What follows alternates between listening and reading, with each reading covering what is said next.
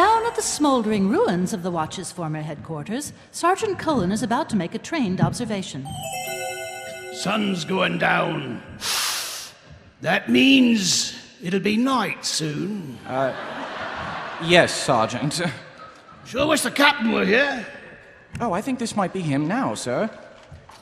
Did you see it? Did you see it? We all saw it. I know all about it. Someone's brought it here with magic. It's all in a book called The Summoning of Dragons. Oh, magic. That means wizards. You get nothing but trouble with wizards. Oh, all right, attention, lads. This is Lady Sybil Rampkin. Lady Sybil, my squad. Fine body of men. The good old rank and file, eh? Well, the rank, anyway. I always think that we can all sleep safer in my bed knowing that these brave men are watching over us. They're a credit to you, Captain. That's a fine specimen of a dragon you brought with you there, ma'am. Oh, he's not mine. He belongs to the Captain now. Or all of you, perhaps. A sort of mascot. His name is Good Boy Bindle Featherstone. Huh. He looks more like my brother Errol. Got the same pointed nose. Excuse me for saying so, milady. I'm thinking of trying to use him to locate the dragon's lair. Lady Rampkin seems to think it might be worth a try. And we should hurry so we don't lose the scent. We'll start by that wall in the shades. Is that wise, Captain? Of course not. If we were wise, we wouldn't be in the watch. It's out there. Gone to ground light during the hours of daylight. Coiled up in its secret lair on top of a great hoard of gold, dreaming ancient reptilian dreams from a dawn of time, waiting for the secret curtains of the night, when once more it will sally forth and... What are you all looking at me like that for? Very poetic. Oh dear. A hoard of gold in this city? We'd best do something before someone gets hurt. Now let's go. Dearest Mother and Father, talk about a turn-up for the books. Last night the dragon burned up our headquarters, and lo and behold, we have been given a new one. It is in a place called Pseudopolis Yard, opposite the Opera House. Sergeant Colin said we have gone up in the world, and has told Nobby not to try to sell the furnishings. Captain Vimes has been given a dragon by a lady who everyone says is mental, but Sergeant Colin says it's just from living in a big house with a lot of dragons, but she is worth a fortune, and well done to the captain for getting his feet under the table. I do not see what the furniture has to do with it. Today we are going to use a dragon to track down a dragon, although it still does not exist really. I'll write again soon.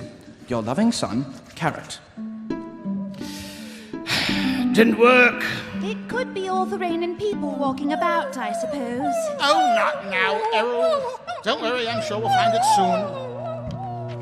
What was that? Sounded like it came from the plaza.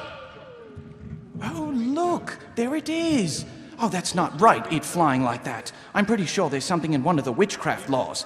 And it's damaged that roof. It's really piling up the offenses, you know. Follow it! Oh, look, there! Some loony is going to fight it! Peanuts, figgins, hot sausages. Oh, hello, lads. Hello, Captain Vimes, in at the death, eh? Have a sausage on the house, and that's cutting me own throat. In every city and every country on the Discworld, there is someone like Cut-Me-Own-Throat Dibbler, a purveyor of absolutely anything that could be sold hurriedly from an open suitcase on a busy street, and was guaranteed to have fallen off the back of an ox cart. What's going on, Throat? Some kid's ridden into the city and said he would kill the dragon. Got a magic sword, he says. Lad says he's the rightful heir, too. To what? The throne of Ankh. What throne of Ankh? No, never mind. Lady Rampkin, kings of Ankh and thrones. Are there... What? Yes, used to be. Hundreds of years ago. Why? Some kid says he's heir to the throne. That's right. And soon you'll be in the royal guard, I expect. Get some plumes in your helmet. You're bloody mad. You don't know anything about him, and he hasn't even won yet. A bit of a formality, I expect. It's a fire-breathing dragon, and he's just a guy on a horse, for heaven's sake. Oh, you got no soul, Captain. When a stranger comes into the city under the thrall of the dragon and challenges it with a glittery sword, well, there's only one outcome, ain't there? It's probably destiny. Oh, Errol certainly seems very excited about everything. Well, it's not every day you get to see someone turned into charcoal. The lad does look confident, though. And you do have to admit that that's certainly a very shiny sword.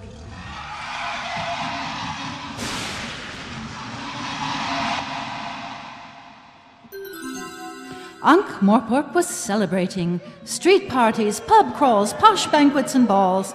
The now deposed Lord Vetinari seldom had balls. In fact, there was a popular song about it. But now it would be balls all the way. And back at the watch house, Captain Vimes was pondering. Oh, what a fight! The dodging, the weaving, the shouts of the crowd. The young hero standing there looking tiny and unprotected. The dragon not flaming. Rather surprising, that. And then that thunderclap. Personally, I would have expected some bits of dragon left. And then they carried the lad up to the palace and threw the patrician into his own dungeon. Not that he seemed to mind all that much. He just smiled a bit and went quietly. Well, what a happy coincidence that just when the city needed a champion, a king shows up. The dragon, having of course not been actually killed, is currently rather angry. It could remember the feel of real air under its wings and the sheer pleasure of the flame. And just as it was beginning to enjoy it, it had been whipped back into this other dimension. In the dragon's mind, the suggestion was kindled that just possibly it could get the world back. Perhaps there was a trail back to the world.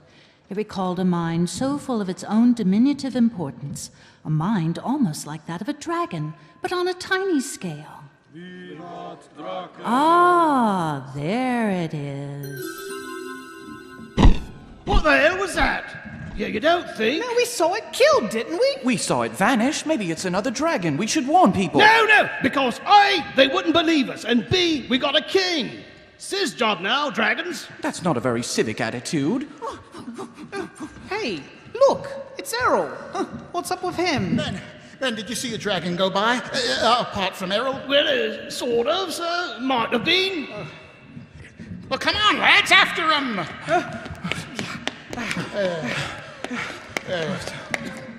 Any idea where we are? Oh, yeah, I think we're in the business district somewhere. Errol's just up ahead. He's looking up at the sky and whining. I wonder if... Oh, no, not again! Meanwhile, in the secret meeting place of the elucidated brethren of the Ebon Night... We've been hanging around for hours, Brother Watchtower. That's not right. I thought we'd get rewarded. Oh, I'm sure Supreme Grand Master will be along directly. Let's not spoil it all now, eh? I mean, lads, arranging that fight with the dragon and everything, getting it off all right, that was something, wasn't it? We've been through a lot, right? It's worth waiting just a bit longer, okay? Okay. Okay. Certainly. Fair enough. Well, if you say so. Brothers, we are all here, aren't we? What's the matter? Of course we are. Yes. Yes. Yes. Brothers. Brother Doorkeeper, if you could just unbolt the dread portal.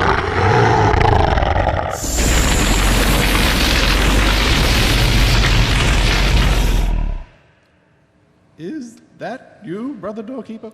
In a manner of speaking. We never intended this, honestly. No offense. We just wanted what was due to us.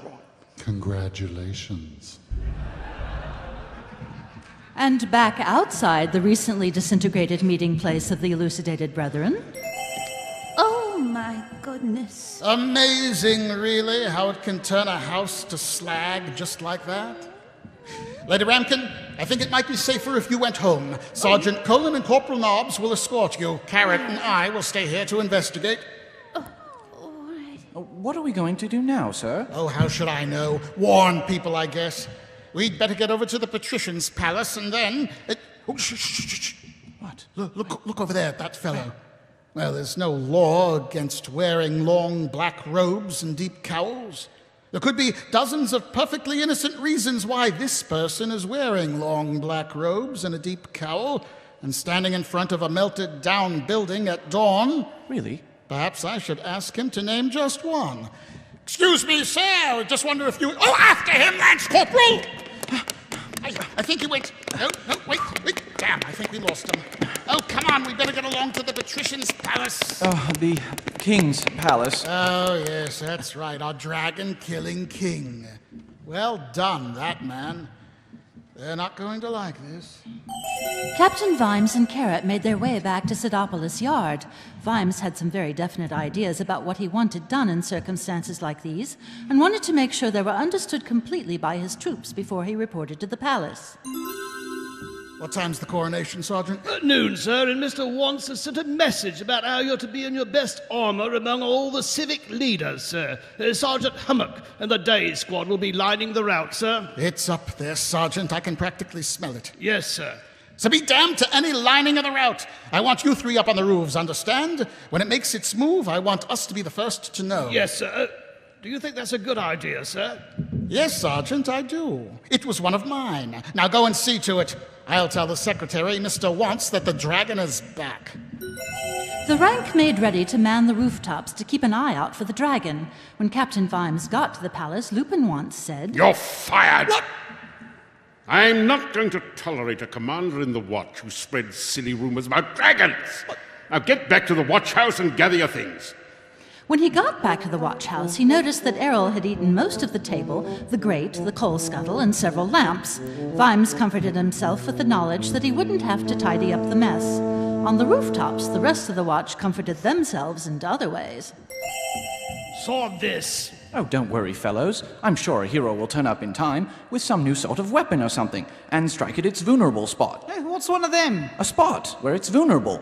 Oh, my granddad used to tell me stories. Hit a dragon in its vulnerables, he said, and you've killed it. And where's the spot like? Oh, a different place each dragon. You wait till it flies over, and then you say, "There's the vulnerable spot," and then you kill it. Something like that. You know, Sarge, you always told me you used to win prizes for archery in the army. Yeah. You said you had a lucky arrow. Yeah. You always made sure you got your lucky arrow back. You All said right, but why should I do it? What if I miss? Well, look on the bright side. You'll probably never know it. We'll never know what you mean. If you think I'm standing on some rooftop by myself, you can think again. I'm ordering you to accompany me. Besides, I've watched you fight, Nobby. You know all about vulnerables. Permission to volunteer, sir. Granted. Now we need a plan. Back at the coronation, a ruckus was just starting. The dragon flew slowly, only a few feet above the ground, wings sculling gracefully through the air. It should have come roaring, but the only sounds were the creaking of wings and the snapping of banners. It should have come threatening, not promising. And at Sidopolis Yard, Captain Vimes could hear the cheers change to sounds of panic and the mob of terrified citizens on the run. He smiled, put on his helmet, and humming a mad little tune, he sauntered out of the building, heading for the palace courtyard. God, so much for the coronation. Ha! Oh, look at this courtyard. Oh, my, look at that dragon. Say what you like, I still say it's a magnificent specimen. Lady Ramkin, what are you doing here? Have you noticed that every time we meet, dragons turn up? It's a bit like having your own tune, or something. Where's the king? Oh, see that pile of ash? He's in there somewhere. Oh, dear. Before or after the coronation? Just before. Look there. Who's that over there running away? Looks like Lupine Wonse, the patrician secretary. Oh, that poor man. It's got him. No, wait. He's still moving. It's like it's examining him or something. What's that in his hand? It looks like the crown. Oh, dear, I think he's offering it to the dragon. Oh, but isn't that a good move? Dragons like gold. What do you suppose the odds are of that crown being made of real gold? Oh, the dragon is carrying him towards the palace. Oh, there goes the front gate. That didn't take long. Oh, impressive. Oh, the steel doors lasted all of 10 seconds.